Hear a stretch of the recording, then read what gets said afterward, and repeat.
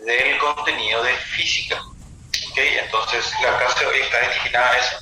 La clase de repaso ya vamos a dar la unidad 2 y así sucesivamente para que podamos llegar con mucha holgura a nuestra parcial, ¿verdad? Bueno, entonces, como arrancamos hoy la clase de la unidad de física, entonces vamos a una pequeña introducción y a partir de ahí arrancamos con la unidad, que sería unos conceptos preliminares, ¿verdad? Que sería entrar en contexto de qué es la física y cómo nosotros vamos a encarar la física en este curso. ¿Ok? Bueno, entonces, arrancamos la unidad, que sería unidad 1, y hablaríamos o vamos a desarrollar el sistema de unidades, que es básicamente es muy importante para el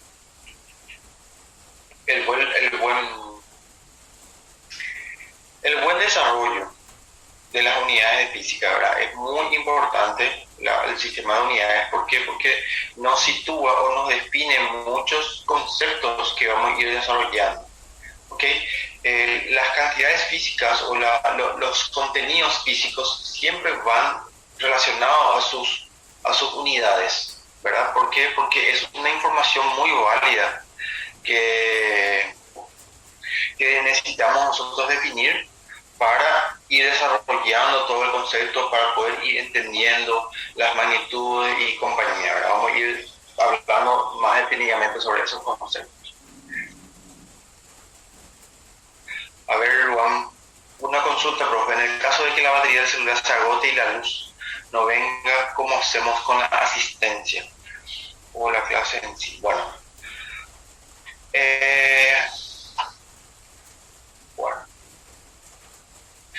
en caso que uno o más alumnos, unos compañeros tengan problemas de luz y por eso no pueda permanecer en la clase, entonces en teoría, pero nunca me pasó, ¿verdad? Pero están las clases están las diapositivas que pueden ir dando seguimiento a las clases que dimos. Y yo generalmente estoy alzando los conceptos de la pizarra, el desarrollo del ejercicio en la pizarra, ¿verdad?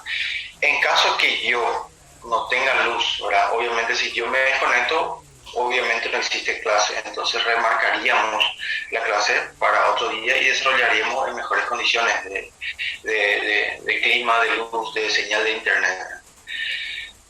Bueno, en teoría, ¿por qué quiero desarrollar lo antes posible todo el contenido para que podamos tener clases de refuerzo o clases de recuperación donde nosotros podamos desarrollar con mayor detenimiento cierto contenido donde quizás no se entendió bien, ¿verdad?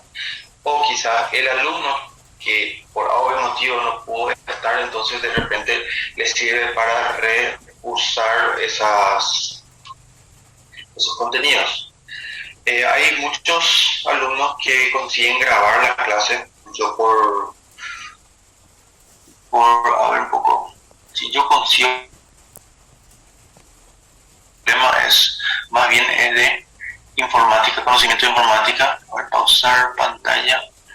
Si yo le doy como grabar la clase, de repente no habría problemas de a ver, ¿cómo puedo hacer para clase optimizar?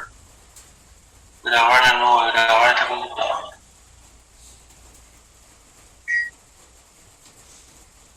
Un ratito, de repente con eso conseguimos solucionar el problema de que si alguien sale entonces se graba la clase, ¿verdad? Bueno, voy a hacer esto, voy a grabar en mi computadora, ¿verdad? Porque la nube no sé cuál es la dirección, no sé a dónde seguiría de vuelta, ¿verdad? Voy a grabar esta clase en esta computadora y después voy a alzar de vuelta, voy a alzar en el Classroom. Entonces, si existe ese problema de que alumnos no hayan entrado, entonces van a tener acceso a la grabación de esta clase. Creo que sería lo más justo para todo el mundo, ¿verdad? Ok. Recording in progress. Ok, en teoría ya está grabando, ¿verdad? Después Sale. Bueno, ok. Arrancamos oficialmente. Bueno, antes que nada, antes de entrar en la física en sí, nosotros vamos a dar una pequeña contextualización de lo que es la física que nosotros vamos a utilizar. Entonces, para esto damos una introducción de la física, que hablamos sobre la naturaleza de la física que vamos a desarrollar nosotros. Nos dice que la física es una ciencia experimental. Los físicos observan los fenómenos naturales e intentan concentrar o encontrar los patrones y principios que la describen. Ok, tales patrones se denominan teorías físicas, o si están muy bien establecidos y se utilizan ampliamente, se las llaman leyes o principios físicos. Bueno, básicamente, ¿qué es lo que nos está diciendo en esta parte? Que realmente en la antigüedad habían acontecimitos, habían sucesos donde, como no existían los estudios, habían gente que estaban comenzando a observar la naturaleza y comenzaban a encontrar ciertas repeticiones en ciertos acontecimientos. Es decir, en otras palabras, comenzaban a encontrar ciertos patrones en los movimientos de ciertos movimientos de la naturaleza. ¿Ok? Entonces comenzaban a estudiarle, comenzaban a notar cierta similitud entre un efecto y otro. Entonces comenzaban a ver el seguimiento, comenzaban a darle seguimiento a esos movimientos repetitivos y comenzaban a encontrar los patrones de ciertos acontecimientos. ¿Ok? A esos patrones ellos comenzaban a describir como ciertas sucesiones de movimientos que repitiendo bajo ciertas circunstancias. ¿Ok? Entonces, tales patrones es lo que nosotros hoy día, después de un cierto tiempo, cuando tenemos ya ciertos conceptos de matemáticas, ciertos conceptos de estudios de investigación, esos patrones que ellos comenzaban a identificar, nosotros comenzamos a llamarle teorías físicas. ¿Ok? Y si esas teorías físicas estaban muy bien estudiadas, muy bien establecidas, tipo, cuando si hacemos esto, ocurre aquello, ¿verdad? Después de muchos estudios, se dan cuenta que siempre se repetía el mismo comportamiento, y si eso era utilizado de forma amplia para el beneficio de la sociedad, entonces a esos patrones nosotros, o ellos ya comenzaban a llamarles como leyes físicas o principios físicos, que eran aplicados como, entre comillas, como verdades. ¿Okay? Entonces, ¿cómo nació la física? Nació en forma experimental, donde fueron estudiando, encontrando ciertos patrones y principios que describían ciertas situaciones. Y si eso era utilizado en forma masiva, donde obviamente ya fueron comprobados por enésima vez y en varias situaciones, entonces esas teorías físicas recibieron el rótulo de leyes o principios físicos. ¿Okay? Entonces, el significado de la palabra teoría, ¿verdad? Entonces, decir que una idea es una teoría no implica que se trate de una divagación o de un concepto no comprobado. Es decir, si yo, en lo particular, encuentro un cierto patrón dentro de la naturaleza, ¿verdad? El hecho que yo comience a notar, comience a investigar, eso en los principios le llamamos teorías físicas. ¿Okay? Si yo lanzo esa teoría física ante la sociedad, ya sea civil, científica o lo que sea, eso significa, el hecho de tener el concepto o llamarle de teoría física, eso no implica que no se haya estudiado todavía, ¿verdad? Que no se haya comprobado. Eso significa que está siendo estudiado con mayor detenimiento, de tal modo que pueda ser elevado a ley, ¿verdad? A una ley o un principio físico, ¿verdad?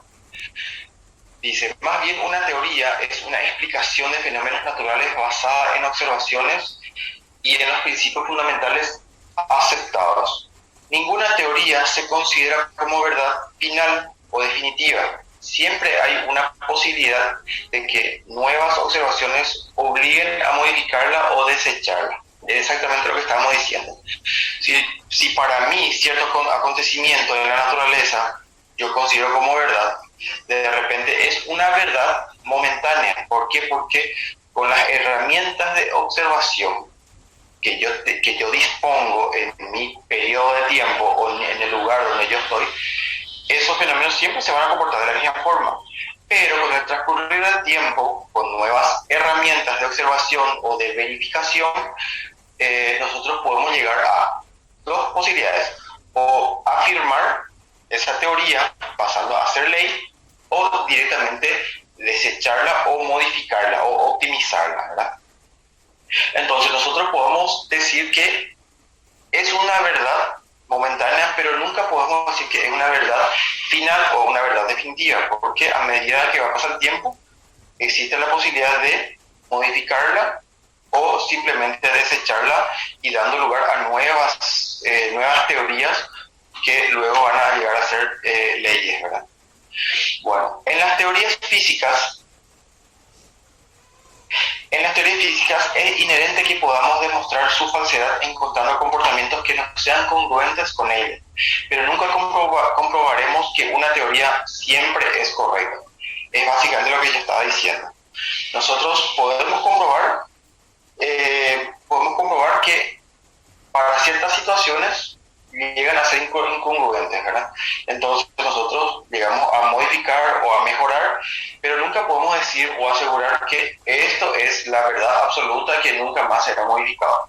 Siempre es modificable, y eso pasa por los instrumentos de observación y comprobación que tengamos disponibles en cada situación de la historia en sí de la física. Ok, entrando un poquito ya lo que es nuestra unidad de hoy, nosotros vamos a comenzar a hablar en los estándares y las unidades. ¿Ok? Dice que en la física es una ciencia experimental, como ya habíamos afirmado, como ya habíamos dicho.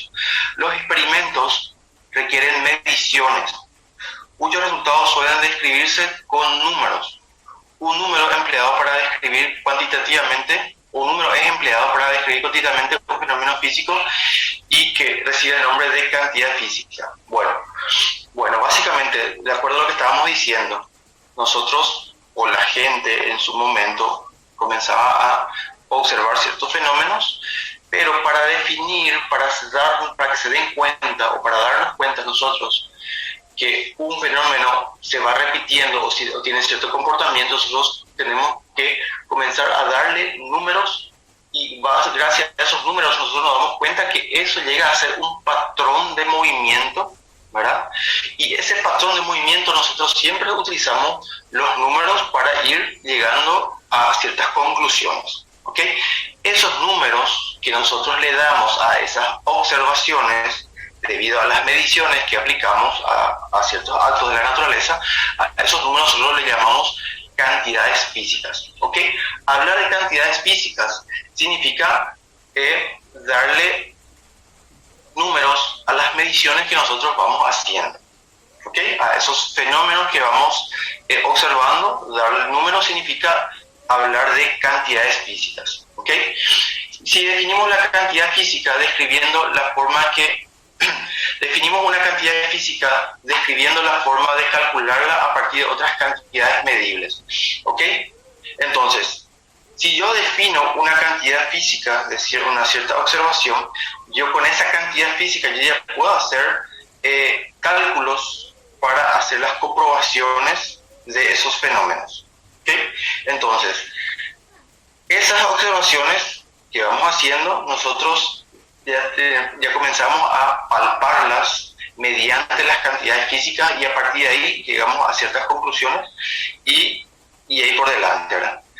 Al medir una cantidad siempre la comparamos con un estándar de referencia.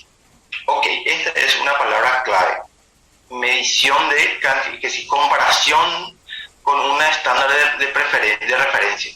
Ok, si yo comienzo a hacer una medición, yo tengo que saber qué tan grande es la cantidad física que estoy midiendo. ¿Y cómo yo sé eso? Yo sí o sí, para saber qué tan grande, qué tan mediano, qué tan pequeño es, yo tengo que comparar con algo preestablecido, con algo estándar que que está aprobado o que sirve de referencia para cierta situación. ¿Ok? Entonces, cuando hablamos de mediciones, hablamos de cantidades físicas. Y si yo quiero saber qué tan grande, qué tan chico, yo sí o sí debo de hacer una comparación con respecto a una referencia o válida para el efecto. ¿Ok? Entonces, para dicho estándar se define la unidad de la cantidad. Al describir una cantidad física o en un número, siempre debemos especificar la unidad empleada. Las mediciones exactas y confiables requieren unidades inmutables que los observadores pueden volver a utilizar en distintos lugares. El sistema de unidades empleado en todo el mundo se denomina comúnmente sistema métrico, aunque desde el año 1960 su nombre oficial pasó a ser Sistema Internacional de Unidades o simplemente el Sistema Internacional. Bueno, ¿qué es lo que nos dice esta parte? Es que existen estándares de mediciones que son aprobadas en todo el mundo. Por ejemplo, la medición de distancia. Si yo quiero saber la distancia que existe entre un punto a otro punto, entonces yo hago la medición, ¿verdad? Y haciendo comparación con un estándar, que en este caso sería, para la longitud sería el metro, ¿verdad? Entonces, ¿qué hacemos nosotros? Nosotros hacemos la comparación de la distancia que queremos saber con el patrón de medición con respecto al metro, y ahí nos damos cuenta qué tan distante está ese punto con respecto al otro punto, con respecto a la comparación con la referencia, ¿verdad? Para el sistema internacional, nosotros establecemos eso como base de unidades o base de comparación, y esa base de comparación rige o es válido en todos los puntos del planeta para que todos podamos hablar en el mismo idioma. Es decir, acá en Paraguay un metro debe ser igual al un metro de Australia, por ejemplo. Entonces se establece un sistema internacional de unidades de tal modo que para mí el un metro es igual para la persona que está en Australia, por ejemplo. Entonces nosotros tengamos una comunicación fluida y una comunicación válida o un idioma válido en términos de unidades de medida. ¿Ok? Entonces ese patrón de referencia o el estándar de la unidad lo define el sistema internacional. ¿Ok? A partir de ahí nosotros comenzamos a construir teorías físicas o leyes físicas con base a un solo idioma, ¿verdad? Establecido con base a la referencia, y esa referencia lo define el sistema internacional. ¿Ok? Entonces, lo que acá se define ya pasa a ser válido en otros puntos y pasa a ser aplicable en otros puntos del planeta también.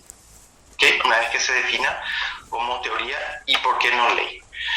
Ok, entonces, aquí tenemos una gráfica que desde 1960 se crea el Sistema Internacional de Unidades, donde tenemos la sigla SI, Sistema Internacional, y donde tenemos las 7 unidades de medida, ¿verdad? Donde acá tenemos las cantidades físicas, el nombre de la unidad y la simbología internacional. La longitud está regida o tiene el nombre de la unidad, que es el metro, y tiene la simbología de M, que representa al metro. Eso es nuestro estándar de medición en términos de longitud. La masa, tenemos el kilogramo, la kg, el kilogramo es el símbolo internacional. El tiempo está medido por el segundo, obviamente siempre en el sistema internacional. Tenemos la temperatura, que es el Kelvin. Tenemos la corriente eléctrica, que es el ampere o el amperio. El sistema de luminosidad, que es la candela, y tenemos uno acá que no aparece, que es la cantidad de sustancia, que es el mol. ¿Okay? Y el símbolo en el sistema internacional es el mol también, esta misma nomenclatura recibe. ¿Okay? Entonces, esto es lo que nosotros consideramos como la base de medición estándar comparable para el resto de las cantidades físicas. A partir de aquí tenemos combinaciones de simbología o cantidades que a partir de ahí comienzan a surgir otras cantidades físicas. ¿Okay? Por ejemplo, la unidad de medida de la fuerza es el newton, que está relacionado con lo que está aquí. Tenemos el metro, el segundo, tenemos el kilogramo, que es una combinación de esto, genera una nueva unidad de medida, ¿verdad? Entonces, ¿qué es lo que quiero decir? Es que esto es la base de todo. A partir de acá nosotros podemos, mediante combinaciones, generar nuevas unidades de medida, ¿ok? Pero esto es la base que necesitamos conocer para comenzar a construir nuevos conocimientos o comenzar a estudiarle a la física en sí, ¿ok?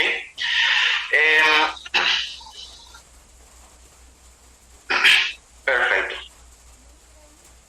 Bueno, entonces, dentro de los estándares de unidades también tenemos los prefijos de las unidades, que nos dice que una vez definidas las unidades fundamentales, que esta que tenemos aquí, que son las unidades fundamentales, es fácil introducir nuevas unidades más grandes y más pequeñas para los sistemas de cantidades físicas. En el sistema internacional, estas otras unidades siempre se relacionan con las fundamentales, es lo que dije recién. Nosotros podemos trabajar con otras unidades, pero esas otras unidades siempre están relacionadas con las unidades fundamentales. Es una combinación de ellas que va generando nuevas unidades de medida.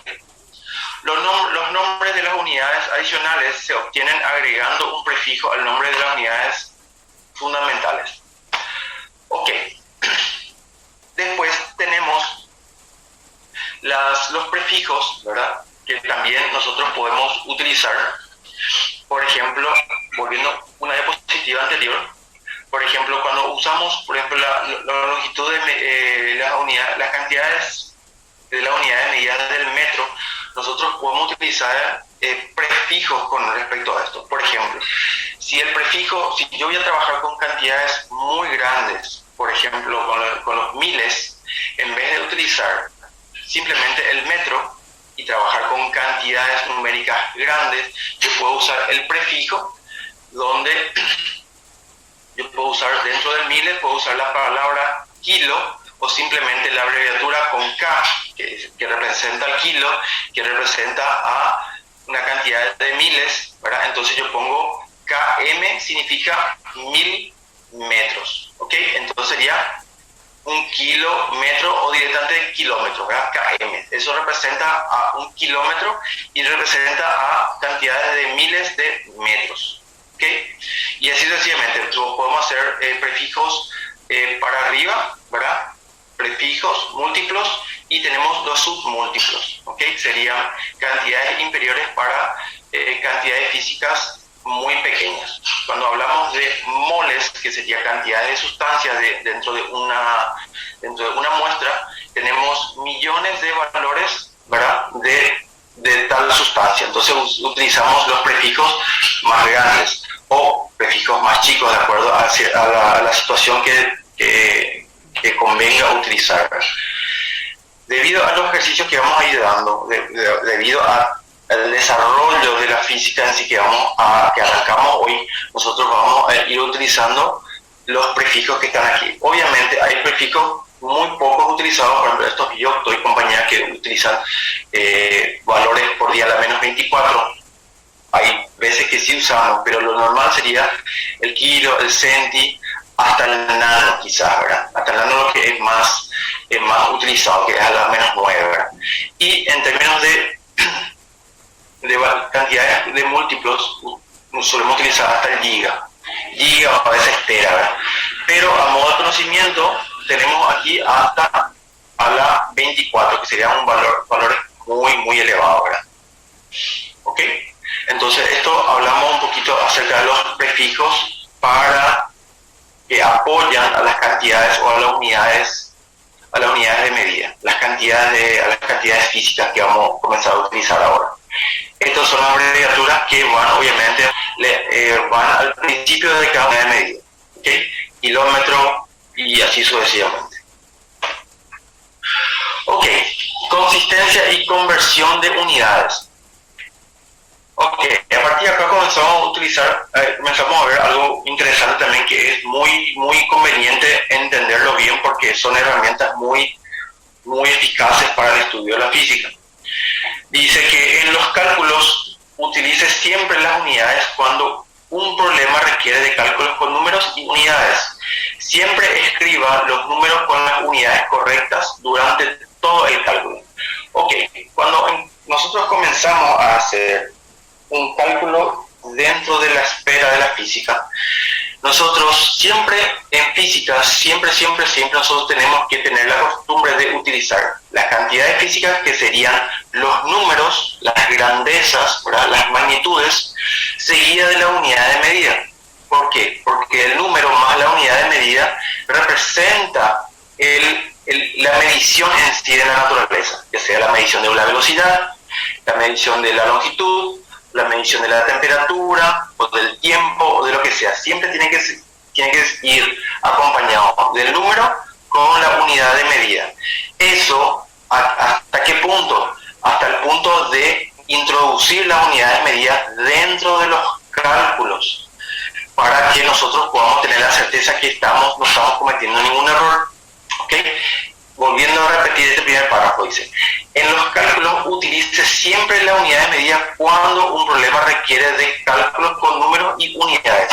Siempre escriba los números con las unidades correctas durante todo el cálculo, en el proceso en sí, y no solamente hacerlo figurar en el resultado. ¿Por qué? Porque si cometimos un error, nosotros en el proceso ya nos vamos a dar cuenta si cometimos una inconsistencia o una incongruencia, no solamente al final en el resultado. ¿Okay? Nos ahorramos tiempo en el proceso de desarrollo. Esto es muy útil, pues ayuda a verificar los cálculos. Si en algún momento una ecuación o una expresión tiene unidades inconsistentes, es indicador de que hay un error en alguna parte. En general, lo mejor es usar las unidades fundamentales del sistema internacional, ¿verdad?, que son longitud, que sí sería el metro, el kilogramo, el segundo, ¿verdad? Cada uno corresponde a cada grandeza, medida. ¿Ok? Y todo eso conviene utilizar dentro del desarrollo del problema en sí. Si la respuesta que se debe dar en otras unidades, por ejemplo en kilómetros, gramos de unidades, espere hasta el final para efectuar la conversión. Bueno, en esta parte, ¿qué es lo que nos dice? Si yo tengo como dato las grandezas que están dadas en kilogramos, en kilogramos o en metros o en segundos, lo que nos dice acá es desarrollarlo todo de esa misma forma, llegar a un resultado, ¿verdad? Y el resultado, hacer la conversión de cuál está solicitando en sí el ejercicio. ¿Ok? Entonces conviene hacer esa forma para no introducir posibles errores dentro de nuestro ejercicio. ¿Ok? Más bien es una indicación que nos está dando los materiales que sirvieron de base para esta diapositiva. Las unidades se multiplican y se dividen igual. Las unidades se multiplican y se dividen igual que los símbolos algebraicos ordinarios. Esto facilita la conversión de cantidades de un conjunto de unidades a otro. La idea clave es que podemos expresar la misma cantidad física en dos unidades distintas y formar una igualdad. Si convertimos las unidades correctamente, se eliminarán las unidades no deseadas, obviamente, ¿verdad? Para asegurarse de convertir bien las unidades, usted debe incluirlas en todas las etapas del cálculo. Ok, si yo necesito conocer una cantidad física en específico, o si el ejercicio me dice llegar hasta cierto punto, entonces, empleando correctamente las fórmulas e introduciendo correctamente las unidades de medidas, entonces, ¿qué va a ocurrir en el proceso? En el proceso va a ocurrir que las unidades de medidas, obviamente conjunto con los números o con las cantidades físicas, se van a ir anulando entre sí y va a ir resultando, va a ir decantando, va a ir quedando las unidades de medidas que yo deseo, donde yo deseo llegar. ¿Ok? Entonces, si ocurre eso, yo tengo la certeza que estoy operando correctamente o estoy yendo correctamente al resultado correcto del ejercicio. Si yo necesito llegar a un cierto punto y el desarrollo me lleva a otro lado, eso ya es un indicador que algo hice mal. y entonces no hace falta llegar al resultado final para comenzar a verificar de vuelta el proceso. ¿Ok?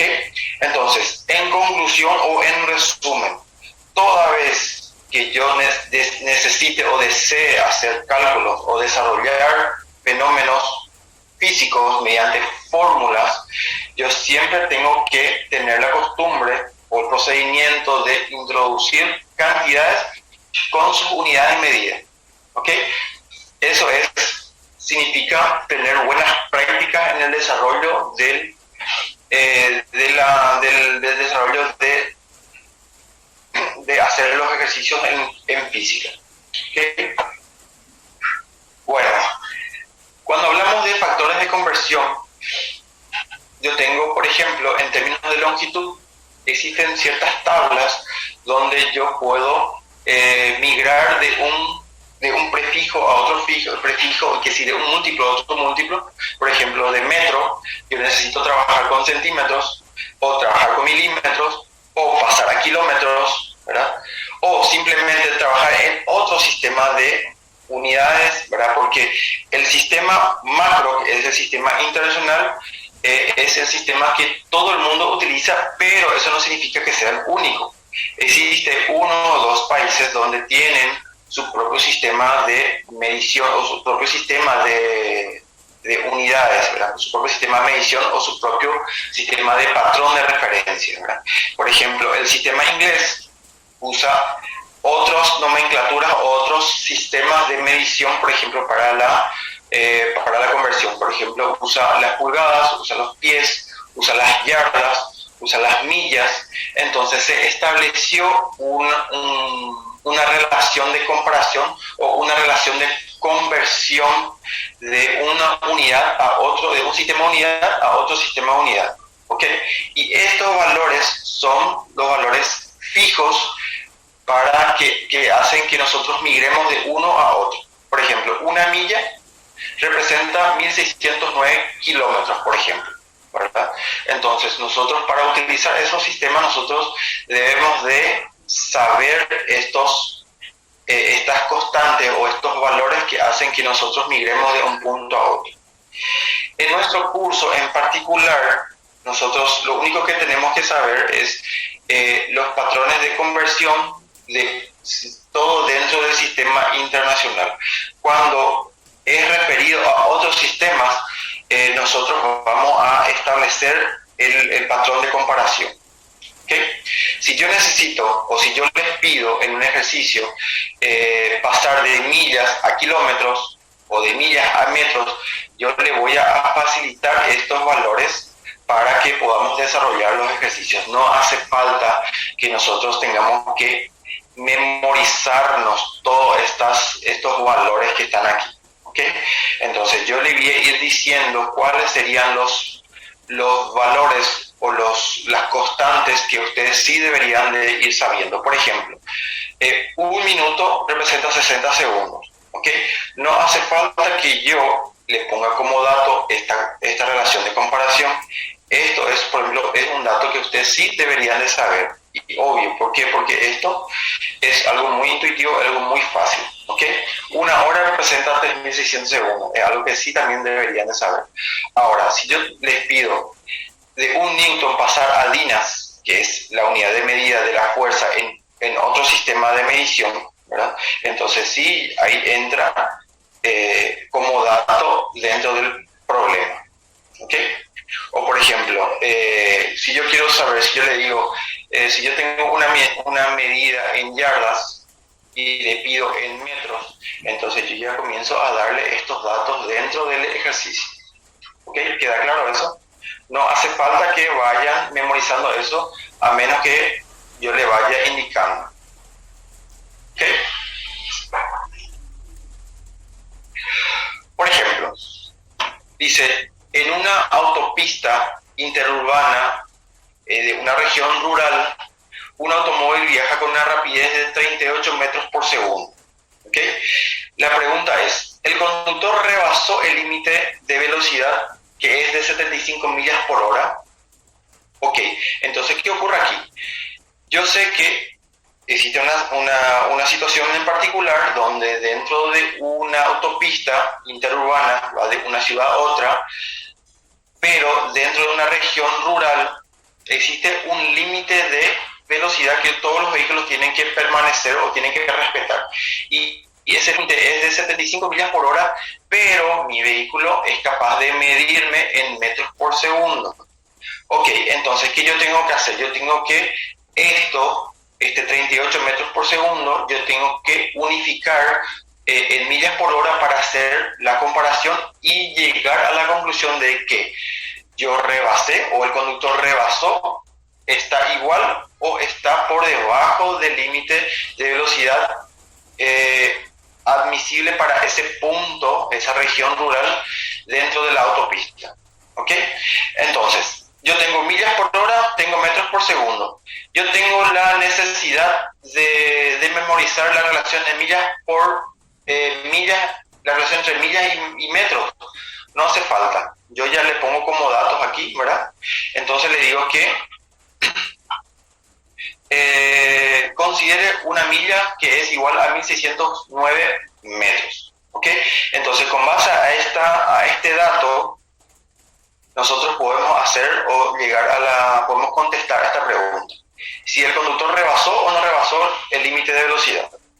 Ok, entonces, desarrollando esto, nosotros podemos hacer lo siguiente.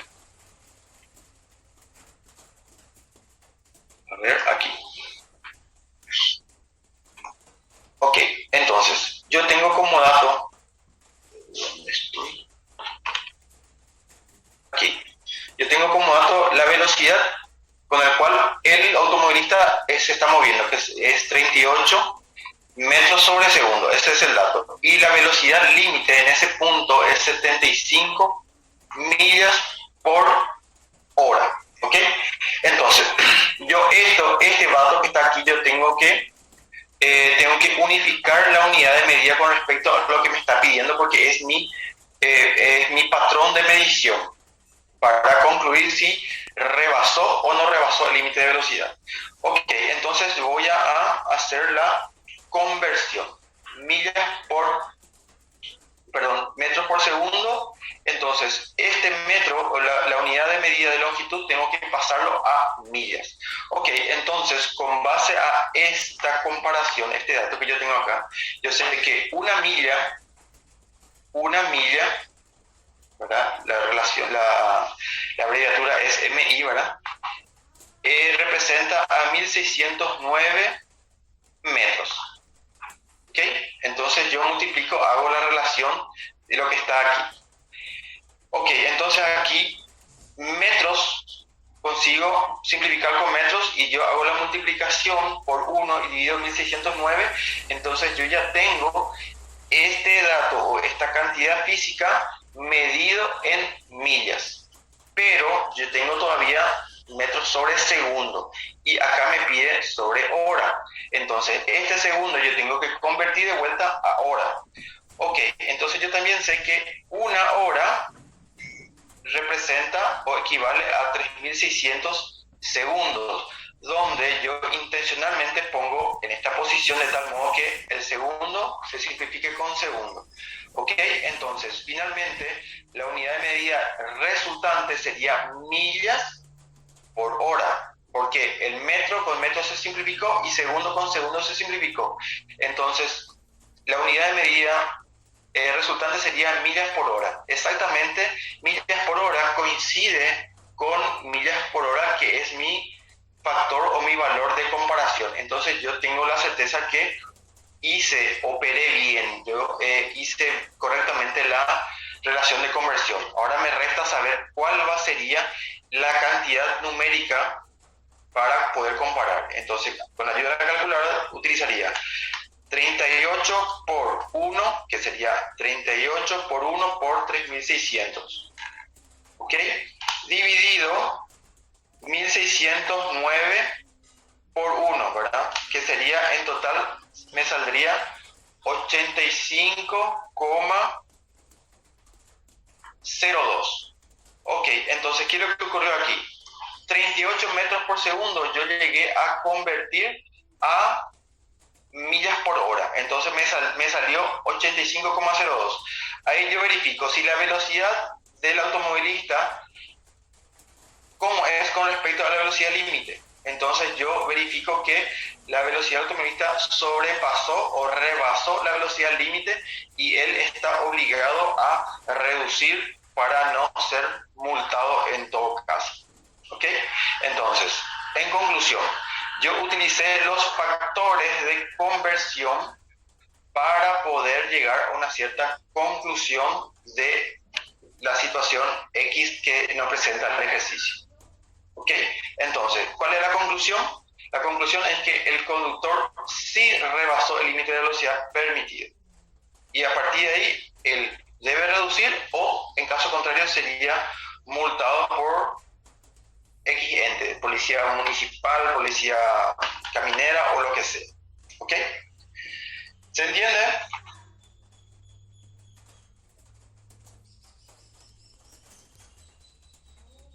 En este caso también nosotros utilizamos la recomendación que nos dice en el proceso del ejercicio ya utilizar todas las unidades de medida para verificar que realmente el resultado esté correcto. Si por algún motivo aquí yo puse, en vez de 3600, en vez de poner como numerador, puse como denominador, obviamente yo ya me doy cuenta que yo no puedo simplificar el segundo con el segundo. ¿Okay? Por ejemplo, si una milla puse como denominador, yo me doy cuenta que yo no iba a poder simplificar metro con metro. ¿Okay? Entonces, es una forma de ir verificando que estoy haciendo lo correcto. Entonces, por eso es recomendable siempre introducir las unidades de medida dentro del proceso de resolución del ejercicio y tener la certeza que estamos resolviendo bien.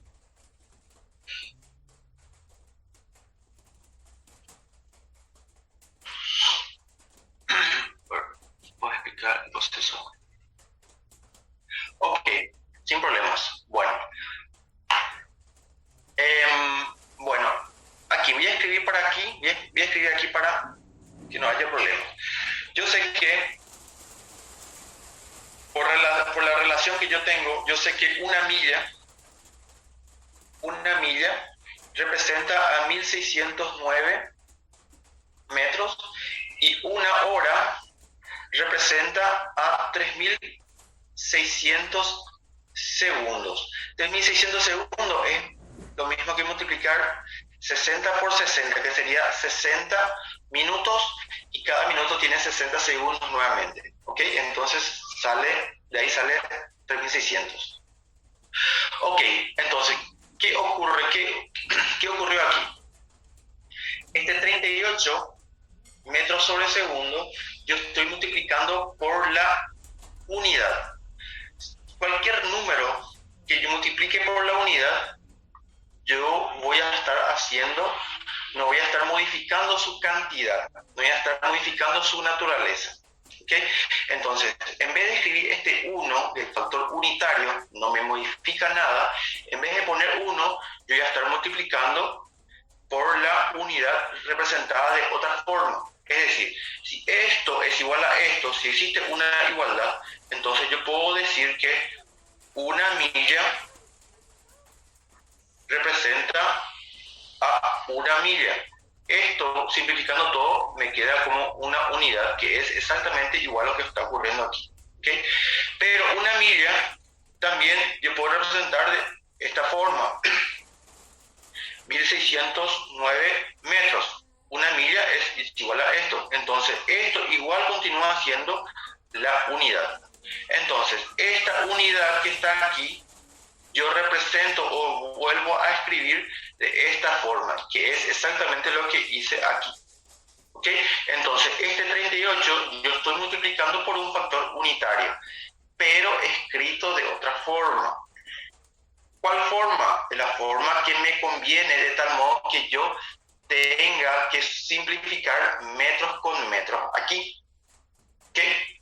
Entonces, ¿qué ocurría si es que yo ponía 1609 en el numerador y una milla como denominador?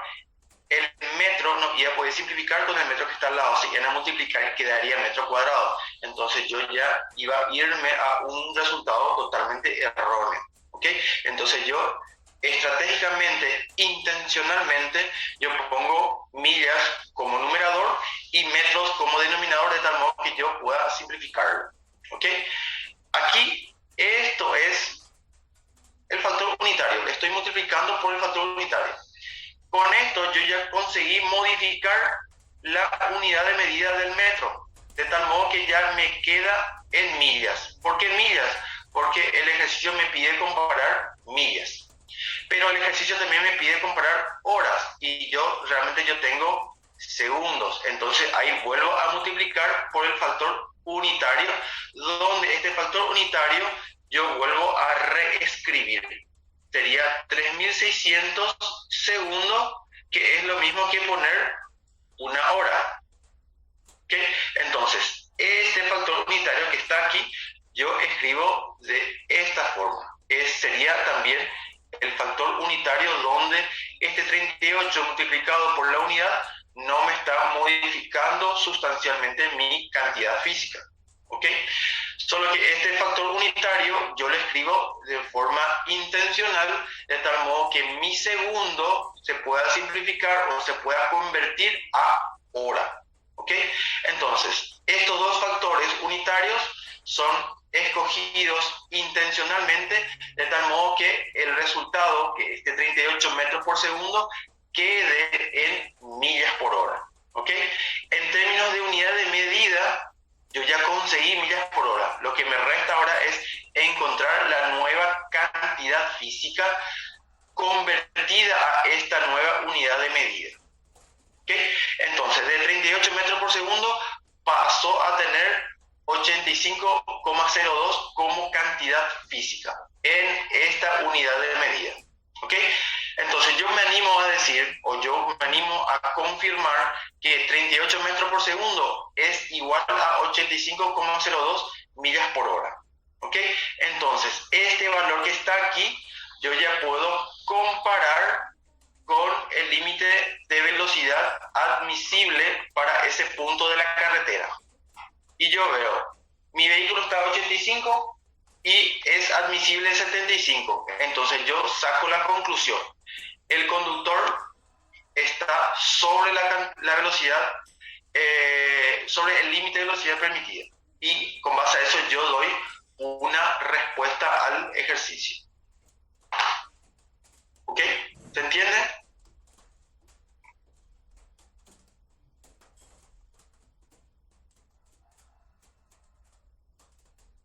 Perfecto. El tema de conversión de unidades de medida es un ejercicio, como diría, es una práctica que nosotros vamos a utilizar de punta a punta dentro de nuestro estudio de la física, ¿verdad?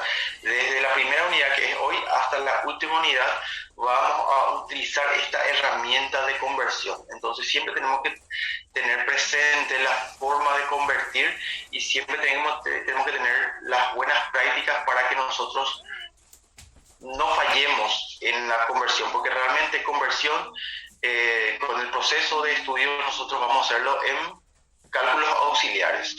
¿Ok? Entonces tenemos que manejarlo muy bien de esa forma. Bueno, vamos al siguiente. Ejemplo número 2. Dice, un lote rectangular o un terreno rectangular mide 100 pies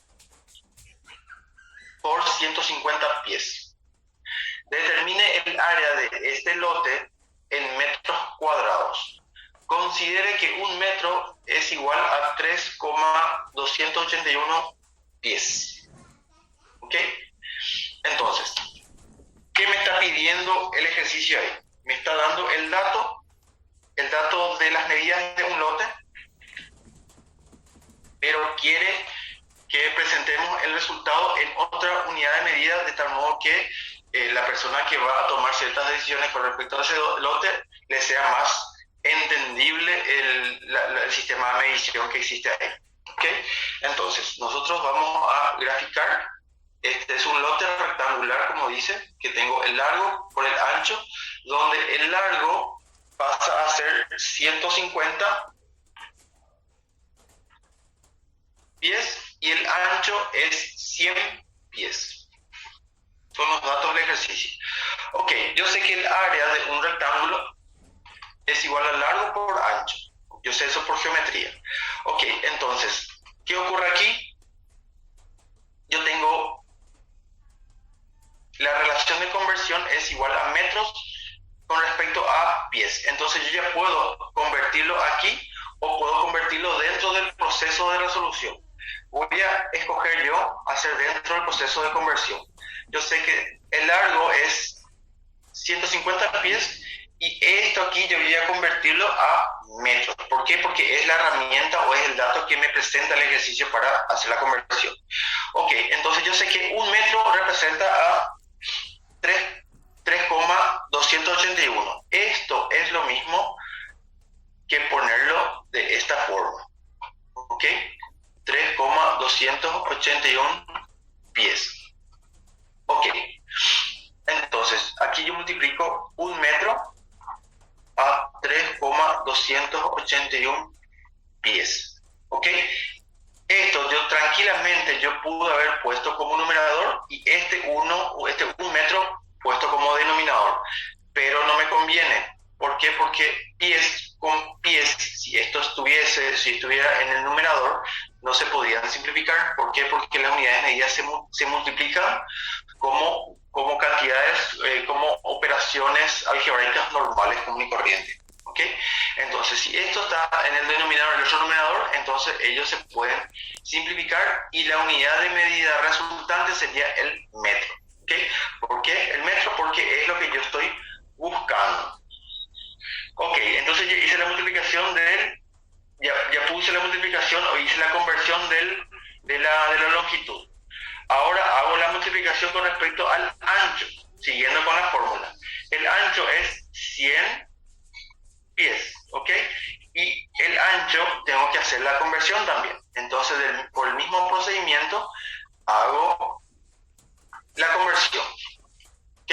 Entonces, de la misma forma, yo también simplifico y la unidad de medida resultante es el metro. Ok, entonces yo verifico la unidad de medida resultante.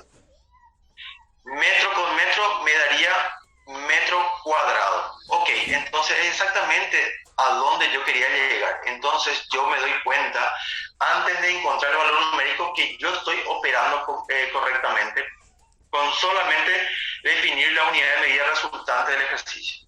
¿Ok? Entonces, a partir de ahora yo tengo que hacer las multiplicaciones de las cantidades numéricas. ¿Ok? Entonces, haciendo eso, con la ayuda de la calculadora, yo llego a un resultado de 1393,41 o, comparando con lo que el libro dice, le dejo en 1,39 por 10 a la 3 metros por segundo. ¿Ok? Entonces, ¿qué hice aquí? Para no utilizar valores muy grandes con respecto a la unidad de medida, entonces yo usé el prefijo de el múltiplo de las cantidades científicas, ¿ok? Por 10 a la 3, que sería básicamente el kilo, ¿verdad?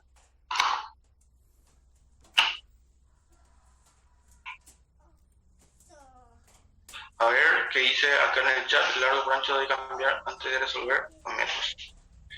Pues... Sí, claro que sí. Con respecto a las preguntas que están haciendo en el chat, la regla me dice lo siguiente, o por lo menos una indicación del ejercicio me dice que normalmente nosotros tenemos que operar todo en una sola unidad de medida y el resultado hacer la conversión. Pero yo también tengo que considerar lo siguiente, ¿cuál es el dato que yo estoy teniendo para hacer la conversión?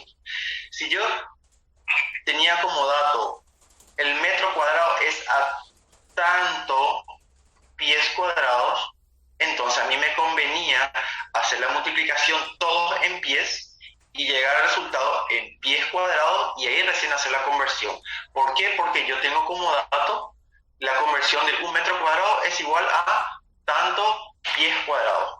Pero como en este caso yo tengo el dato de metro con respecto a pies, entonces yo los datos en pies yo ya comienzo a hacer la conversión. Acá tengo pie, entonces yo ya hago la conversión en este exacto momento. Tengo pie y hago en este exacto momento. Si yo prefiero, yo puedo hacerlo en un cálculo auxiliar aparte, entonces yo hago 150 pies hago el factor de conversión, ¿verdad?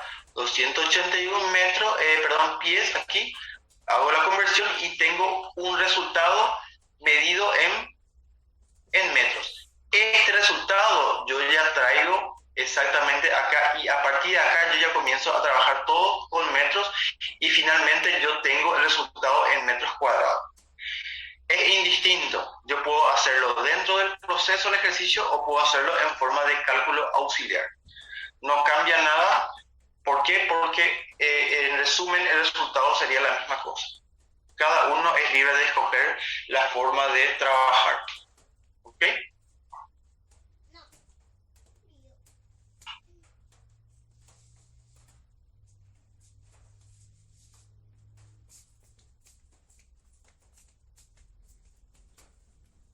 En realidad, ok, ahí, ¿verdad? Entonces ahí comenzamos a hacer. A todos les salió este mismo resultado. ¿Están siguiendo con la calculadora?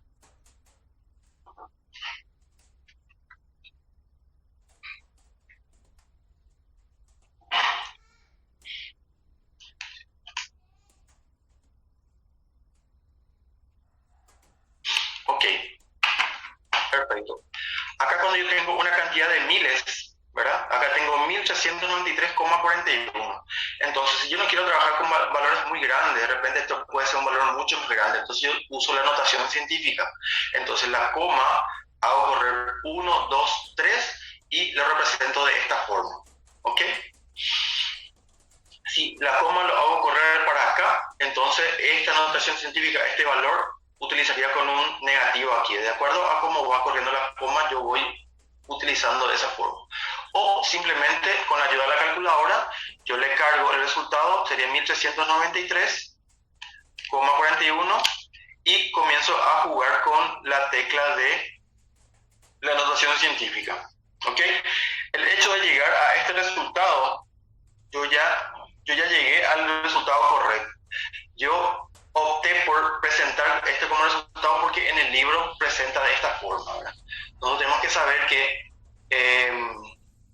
si yo llego a esto y si en el libro aparece esto o en el examen aparece esto, yo tengo que ser capaz de darme cuenta que este resultado es exactamente igual a este. ¿Ok? Simplemente con operando la calculadora yo ya me doy cuenta de eso.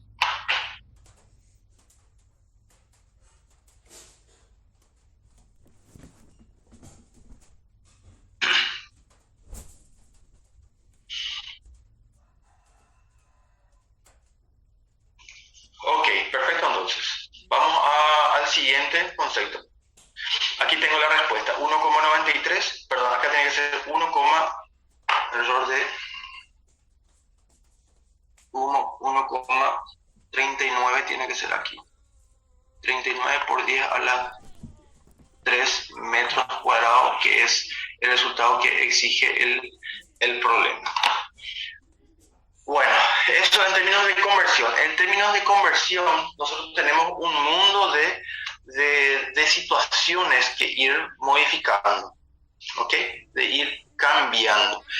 Pero el procedimiento en sí siempre es lo mismo, es muy repetitivo siempre. Yo siempre tengo que tomar el dato y saber a dónde tengo que llegar. El proceso más común es hacer la conversión de esta forma y en nuestro caso particular no hace falta que nosotros memoricemos estos valores. En el ejercicio, ya sea en ejemplo o en el examen, siempre va a aparecer el factor de conversión, toda vez que no sea algo muy lógico, tipo en un minuto cuántos segundos existen, ¿verdad?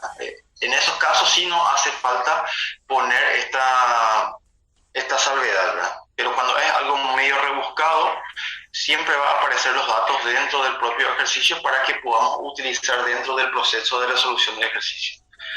¿Ok? Bueno, ok. A ver un poco en el chat. Dice, a mí me sale a la -3. ¿Cómo hacemos por 10 al cubo? Bueno, cuando sale por 10 al cubo, vamos a hacer con la calculadora. Que se de vuelta aquí. 150.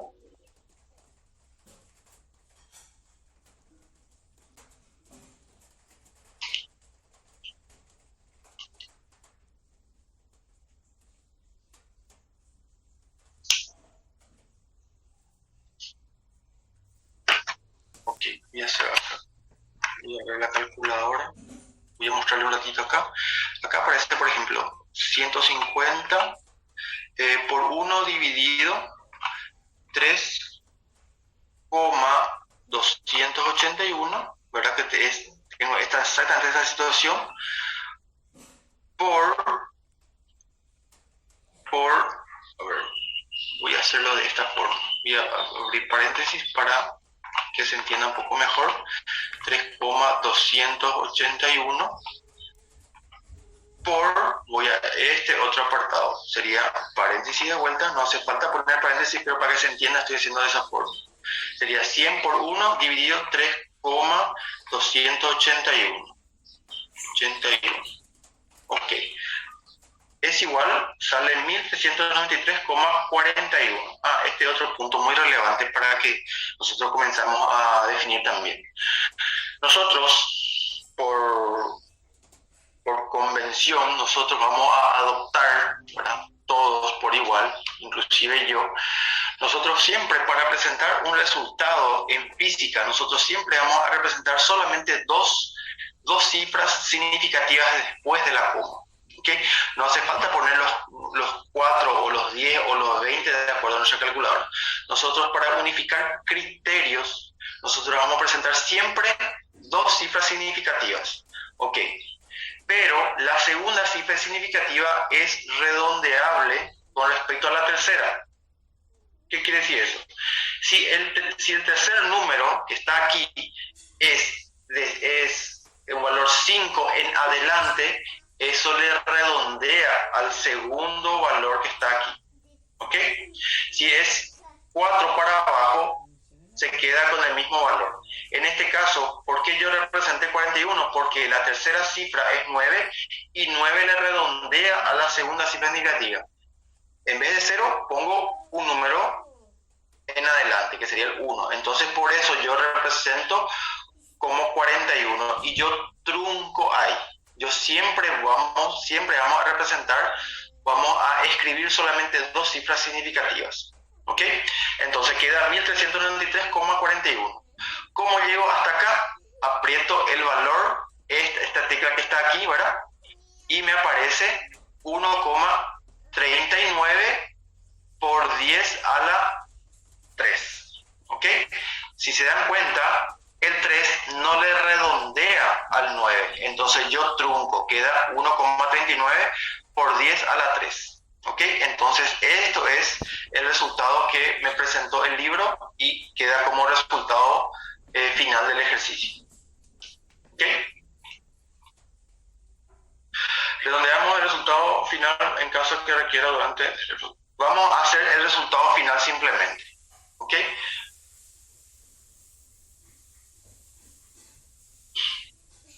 ¿Está bien? Entonces, en todo el proceso nosotros vamos a cargar como corresponde. Normalmente nosotros cargamos todo eso dentro de la calculadora y sale un número muy grande, coma, un número con varias cifras significativas. ¿Ok? Entonces nosotros redondeamos a solamente dos cifras significativas. Eso va a ser un convenio que nosotros va a ser una práctica que nosotros vamos a asumir de ahora en adelante solamente para definir criterios. ¿Por qué yo digo eso? ¿Por qué? Porque hay distintos tipos de calculadoras ¿verdad? Distintos tipos de calculadoras, donde hay calculadoras que utilizan solamente 9 o 10 o 11 cifras, solamente 9, 10 o 11 cifras aquí, y hay calculadoras que toman mucho más. Entonces, ¿dónde está la diferencia entre una calculadora y otra? A partir de la tercera o cuarta o quinta significativa ya comienza a haber diferencia. Entonces nosotros vamos a truncar a la segunda, donde nosotros con eso tenemos la certeza que todas las calculadoras arrojarían el mismo resultado. ¿Dónde hay diferencia? A partir de la tercera, la cuarta, la quinta, sexta diferencia, hay diferencia en el resultado de una calculadora a la otra. ¿Por qué? Porque usa más dígitos para sus cálculos. ¿Ok? Entonces, si nosotros utilizamos todos los dígitos, nosotros podemos tener varios resultados siendo que el proceso todos fueron iguales, todos fueron correctos. ¿Ok? Entonces, por eso utilizamos solamente 2 cifras significativas para la corrección de los ejercicios. ¿Se entiende? Ok. Bueno. Partimos del siguiente entonces. Ok, entonces nosotros con eso, nosotros vamos dejando los conceptos de conversión de cantidades físicas, ya sea más bien en términos de unidades de medida, y desarrollando las cantidades físicas que serían las partes numéricas. A partir de aquí nosotros entramos en el estudio de los vectores y la suma de los vectores dentro de una cierta situación, ¿verdad? Y nos dice lo siguiente, que algunas cantidades físicas, voy a hacer esto, algunas cantidades físicas como el tiempo, temperatura, la masa y la densidad pueden escribirse completamente con un número y una unidad. No obstante, en física muchas otras cantidades importantes serán asociadas con una dirección y no pueden escribirse solamente con un número. ¿Okay? Un ejemplo sencillo es el movimiento de un avión, por ejemplo. Para describirlo plenamente debemos indicar no solo qué tan rápidamente se mueve, sino también hacia dónde se mueve.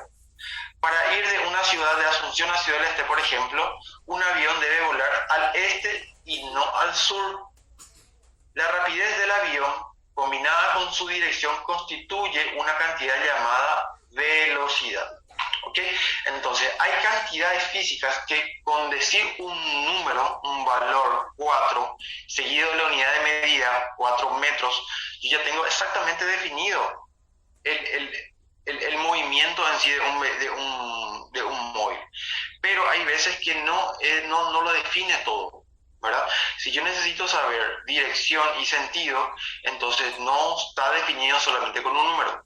Tiene que ir acompañada con el otro dato que es la dirección, ¿ok? Y muchas veces el sentido también, ¿verdad? Entonces, por ejemplo, la fuerza, que en física es un empuje o tirón aplicado a un cuerpo. Para describir plenamente la fuerza hay que indicar no solo su intensidad, sino también en qué dirección tira o empuja, ¿ok? La fuerza es otra magnitud que utilizamos, que no utiliza solamente un número para dejarlo bien definido. Necesita tener otros datos aparte del valor en sí, aparte de la intensidad, ¿verdad? Necesita saber la dirección y también el sentido, si es que está estirando o si está empujando. Esto define el sentido de la fuerza. Cuando una cantidad física se describe con un solo número, decimos que es una cantidad escalar, ¿verdad? Con un solo número ya queda totalmente definido el fenómeno en sí, ¿verdad? En cambio, una cantidad vectorial tiene tanto una magnitud, ¿verdad? El qué tanto, y como también tiene una dirección en el espacio, ¿verdad? Que sería la dirección y el sentido que necesita ser definido para que pueda tener dominio de esa magnitud. No solamente la intensidad, necesita saber la magnitud y necesita saber el sentido. Los cálculos que combinan cantidades escalares usan las operaciones aritméticas ordinarias. Es decir, si yo estoy trabajando con cantidades físicas que son escalares, la simple matemática de suma, resta, multiplicación y división es suficiente para poder operar y llegar a un resultado esperado o buscado, requerido. Pero para combinar vectores requieren un conjunto de operaciones un poco diferentes. Es decir, cuando trabajamos con cantidades físicas vectoriales, nosotros utilizamos otra matemática en sí para poder dejarlo, tener bien definido el sistema, ¿ok? Por ejemplo, cuando tenemos cantidades vectoriales, entonces tenemos que, para entender mejor los vectores y su combinación, comencemos con las cantidades vectoriales más sencillas, dice, ¿verdad? El desplazamiento es simplemente un espacio, es un cambio de posición de un punto, por ejemplo, como aparece aquí. El desplazamiento es el cambio de posición de un punto. De la posición 1 pasa a la posición 2, ¿verdad? Que nos dice que en la figura representamos el cambio de posición del punto P1 al punto P2 con una línea recta que va, obviamente, del punto P1 al punto P2, con una flecha que indica la dirección. Exactamente, si yo hubo un cambio de posición de esta partícula o de este punto, vamos a considerar que es un móvil. Esto puede ser un avión, puede ser una persona, puede ser un vehículo, lo que sea. Entonces, estuvo de aquí, pasó hasta aquí. Entonces, ¿qué pasa? Yo tengo el desplazamiento, ¿verdad? Él se movió de este punto a este punto, entonces el desplazamiento yo identifico como una línea recta.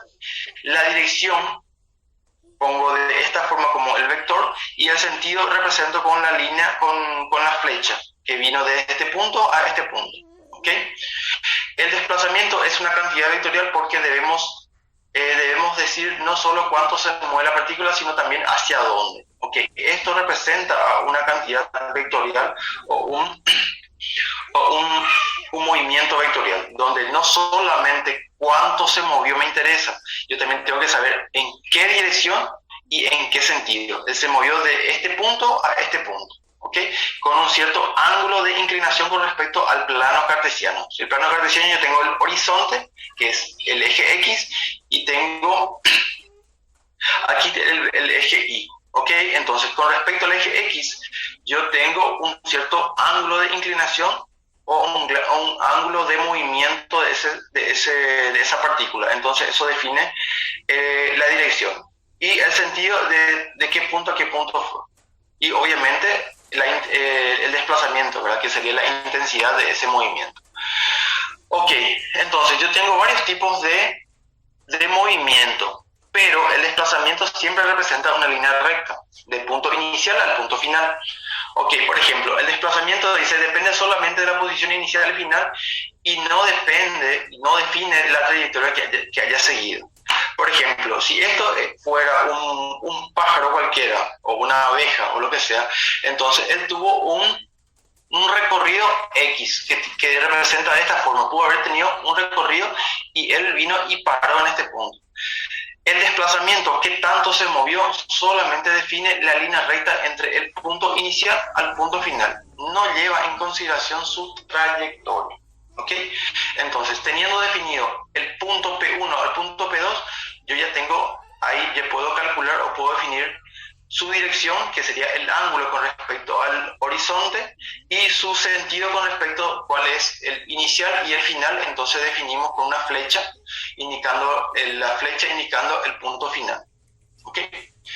Si un objeto hace un viaje redondo, el total de desplazamiento es 0 sin que importe la distancia que recorrió. Exactamente, si él parte del punto inicial, hace todo un recorrido por una cierta situación y vuelve a quedarse en el mismo punto, que es el caso, por ejemplo, de un ave que tiene un nido, entonces él sale en busca de alimento y vuelve al mismo nido. Entonces, con respecto a este punto, él no tuvo ningún desplazamiento. ¿Por qué? Porque él no existe punto final. O el punto inicial y el punto final es exactamente el mismo punto y su desplazamiento fue 0 metros, 0 kilómetros, 0 lo que sea, de acuerdo a la unidad de medida que se desee representar. ¿Ok? Ok, entonces como estamos definiendo vectores, ¿verdad? Que sería intensidad, dirección y sentido, entonces yo puedo hacer combinaciones de movimientos o puedo hacer suma de vectores, ¿ok? Porque un movimiento puede tener varios, es decir, un móvil o una partícula puede tener varios movimientos en varios sentidos. Entonces yo voy desglosando en varios tramos. El primer tramo fue en este sentido, en esta dirección, el otro tramo fue en otro sentido, en otra dirección. Entonces yo debo de saber cuál fue su desplazamiento final. ¿Ok? Entonces, la suma de vectores nos dice lo siguiente. Suponga que una partícula sufre un desplazamiento, seguido por un segundo desplazamiento, varios desplazamientos uno detrás de otro. El resultado final es el mismo que si la partícula hubiera partido del punto inicial y sufrió un solo desplazamiento C, por ejemplo. Llamamos C, ¿verdad? La flechita significa que es vectorial, a la suma vectorial de la resultante, la suma vectorial o resultante de los desplazamientos del primer tramo de su movimiento, indicado por la letra A vectorial, primer desplazamiento de la partícula, y el segundo desplazamiento representado por la letra B vectorial. Entonces, expresamos la relación simbólicamente con C es igual a la suma de los dos desplazamientos. Es decir, si el cuerpo, la partícula tuvo dos desplazamientos, donde el primer desplazamiento está definido por A y el segundo desplazamiento por la letra B, entonces sumando vectorialmente los dos desplazamientos, yo tendría la resultante o la suma vectorial de como si fuera que el objeto tuvo un solo desplazamiento que indica el punto inicial. Voy a escribir aquí, que sería el punto inicial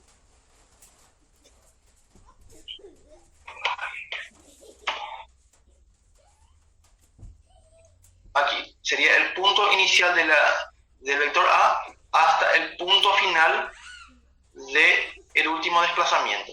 Este vector, que sería desde este punto inicial hasta el punto final del último tramo, este es lo que yo llamo el vector C o simplemente el vector resultante.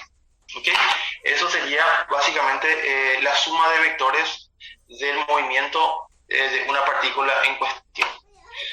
Ok, el signo más destaca que sumar dos cantidades vectoriales requiere un proceso geométrico y no es lo mismo que sumar dos cantidades escalares. Es lo que dijimos recién. Cantidades escalares se suman mediante operaciones normales del álgebra, ¿ok? Suma, resta, multiplicación y división. Cuando tenemos vectores se suman de otra forma, se suman por un proceso geométrico, ¿ok? Entonces, al sumar vectores, por lo regular, colocamos la cola del vector, del segundo vector en la cabeza del primer vector, ¿okay? O en la punta del primer vector, es lo que hicimos recién. Si efectuamos los desplazamientos y en orden inverso, primero B y luego en A, el resultado será exactamente igual. Por ejemplo, si yo tengo este vector A, el móvil se movió de esta forma, con esta dirección, con este sentido, y luego hubo un cambio de dirección y de sentido. Entonces, ¿qué quiere decir eso?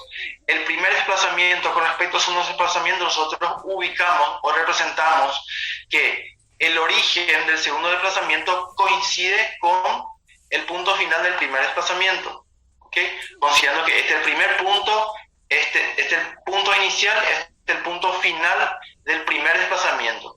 El punto final del primer desplazamiento coincide con el punto inicial del segundo desplazamiento y va hasta el punto final del último desplazamiento, que sería el desplazamiento B o vector B. Entonces, el vector C o vector resultante sería unir el punto inicial del vector A con respecto al punto final del vector B. Entonces, esto pasó a ser el vector C o el vector resultante, que me define el desplazamiento real que tuvo este cuerpo o esa partícula. Entonces, al tener este vector, yo tengo perfectamente definido mi vector resultante con respecto a ese cuerpo. Sería la intensidad, que sería la intensidad de este vector, la dirección, que define el ángulo de desplazamiento con respecto al eje de cartesiano, y el sentido desde qué punto arrancó a qué punto llego. Esto es el sentido de mi vector o el sentido de mi movimiento de la partícula. Ok, si esto es dato, pero si yo necesito, si yo quiero modificar, si yo quiero arrancar el estudio con respecto al punto B y después el punto A, el resultado exactamente sería igual. Entonces yo arranco con el punto B, ¿verdad? Pasa a ser mi primer desplazamiento y el segundo desplazamiento sería el vector A. Entonces, el origen del vector A pasa a ser el punto final del vector B, entonces genera esta figura. Entonces el vector resultante arranca del origen de B, que sería el primer desplazamiento en este caso, y va hasta el punto final del segundo desplazamiento, que sería del vector A.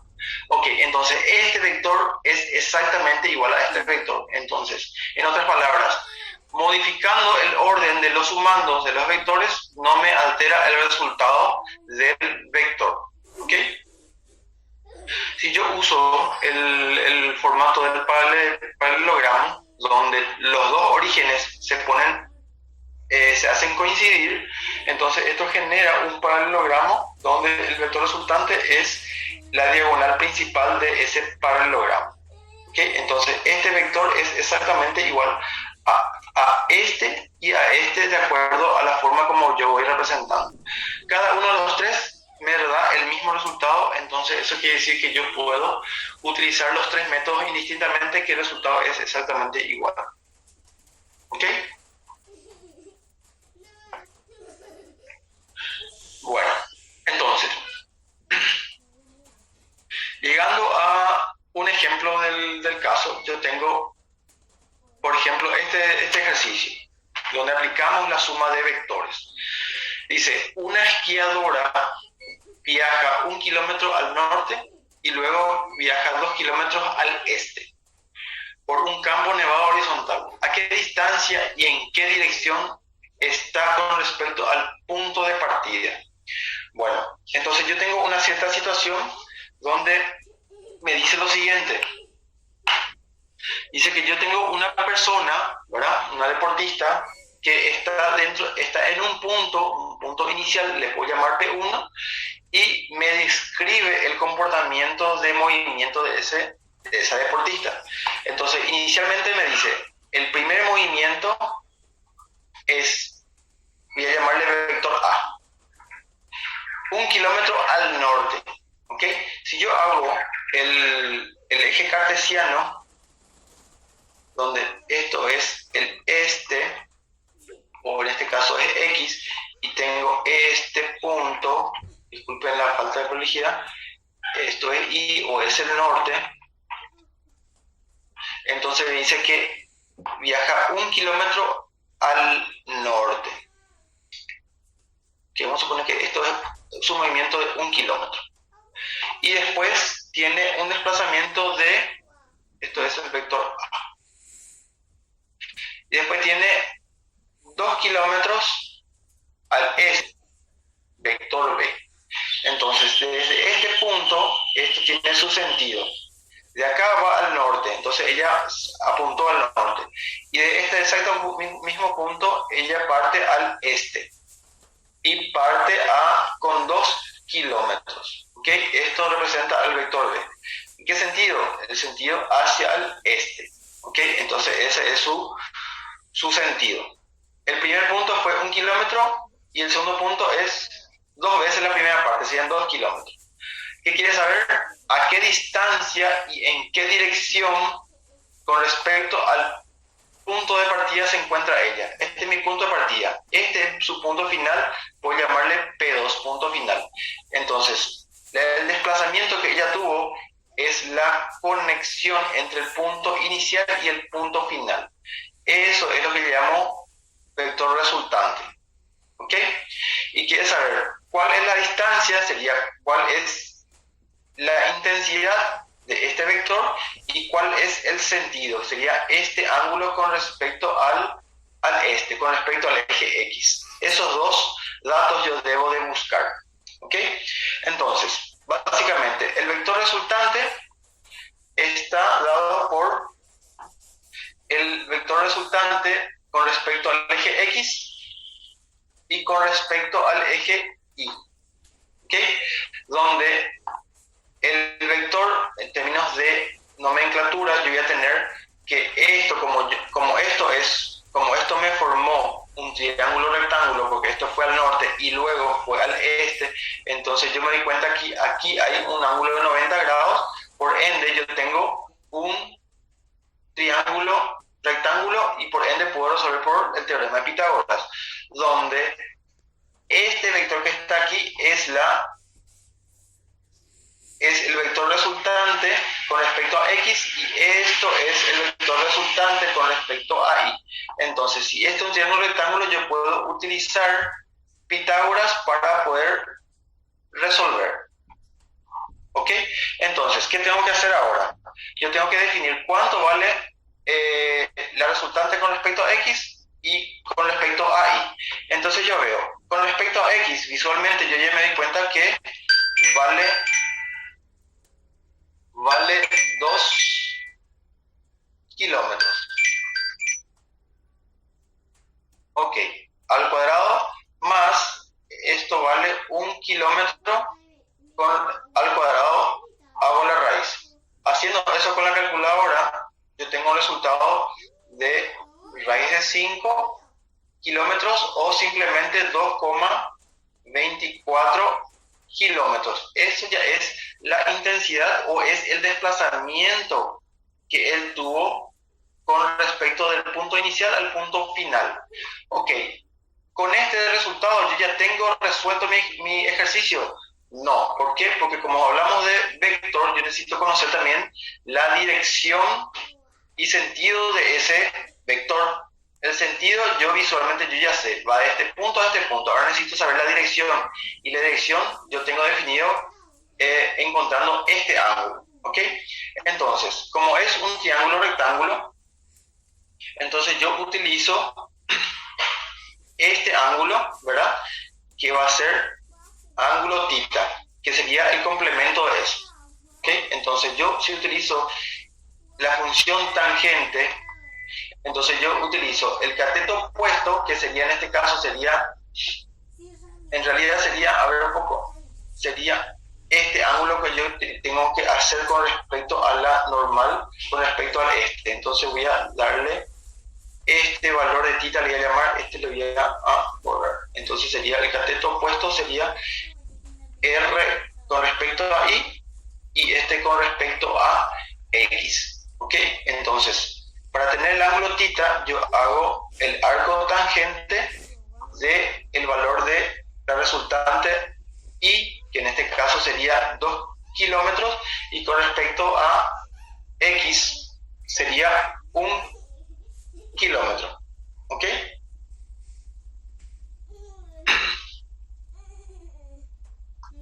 Y eso haciendo con la calculadora, lo que tengo el arco tangente de ¿qué? De 2 sobre 1, y me da un ángulo de 63,43 grados. Entonces con esos dos valores yo ya tengo bien definido mi resultado. ¿Ok?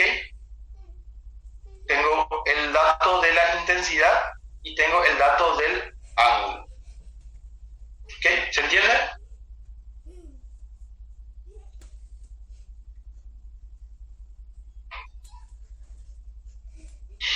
¿Ok? ¿Se entiende? ¿Todo bien? Vamos ya haciendo todo bien. No es complicado. Como estoy haciendo bien lento, da la impresión que es complicado, pero realmente no es complicado. Vamos a hacer más ejercicios para que se den cuenta que no es tan complicado así, ¿verdad? Tengo preparado unos ejercicios, estuve revisando algunos ejercicios que dimos el semestre pasado, y tengo unos ejercicios bastante complicados que vamos a ir explicando paulatinamente para que se entienda bien y podamos resolver. Cuando trabajamos con vectores, siempre tenemos que conocer la intensidad del vector y el ángulo del vector. Siempre, con solo encontrar la intensidad, que sería el valor en sí, nos queda bien definido. Tengo que conocer la intensidad y tengo que conocer el ángulo de inclinación de ese vector. ¿Ok? Bueno, a vuelta de receso vamos a hacer más ejercicios donde vamos a volver a explicar todo de nuevo con otros ejemplos para poder ir relacionando. ¿Ok? Vamos a dar una pequeña pausa ahora y volvemos de receso y continuamos con la resolución de ejercicios. ¿Ok? Bueno, nos vemos enseguida.